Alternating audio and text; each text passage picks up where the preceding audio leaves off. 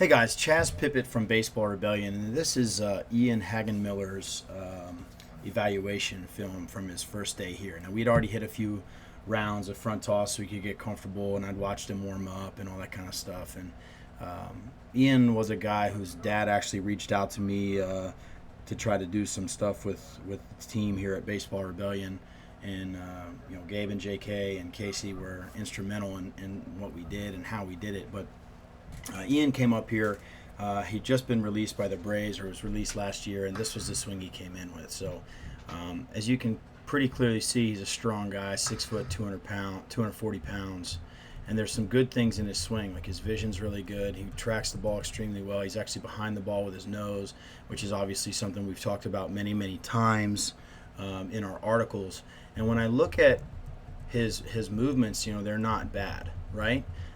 He does lose ground more so than I think he should with his front foot. So if we look at where his front foot is right here, and then we go through his swing, all right, he's got the leg kick. He's trying to figure it out and put it in, and then he drops his heel, and he's actually going backwards, all right, and he gets really straight with that front arm. And he gets it bent again, but the front heel comes off the ground. He's pushing more upward with his front leg, and his back leg kind of stays here and rolls out onto his pinky toe, and he gets big time extension of his back leg, and he ends up with his knee back behind his face. And that's pretty much what we saw, over and over and over from Ian. He's a guy who, hit the ball at his eval, I want to say 104, 105. I mean, just really, really powerful hitter.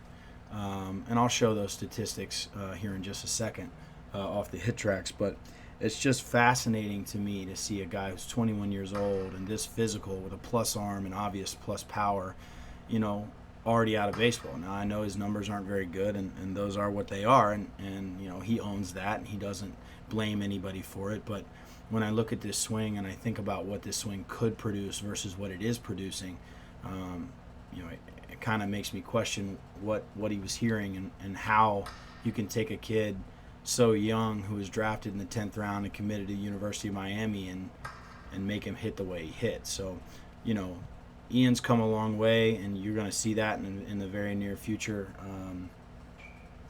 in the video later in this article. But you're going to see some different patterns, and you're going to see some more efficient movement out of his front side, and you're going to see some more solid barrel contact. You're going to see a lot more out of his back hip, a lot more out of his back foot. And he's hitting the ball a lot harder, We had to get some custom screens made. You can see our broken screens in the background here. I had to get a custom screen made because the guys were hitting it so hard in our cage. So when our older guys come in, they hit in this cage specifically because it's got the hit tracks and we can track everything, which is obviously extremely important. So it's not just ball exit speed anymore. It's launch angle, and it's distance traveled and all kinds of stuff like that. But you can see how high his hands end up getting, and you can see that his stride is offline. You can see that he's really trying to generate power with his strength, and he's just not able to really turn his body the way that he would want to. And most of what we did was Rebels rack work and stride work. We didn't do anything with his upper body because we thought that would clean up pretty well once we got his posture right, and we were right. So I hope you've enjoyed Ian's unedited video. I'm about to walk into the screen and turn the camera off. So this is how we do it here at Baseball Rebellion. No tricks, and you'll get to see the fruits of our labor here very, very soon.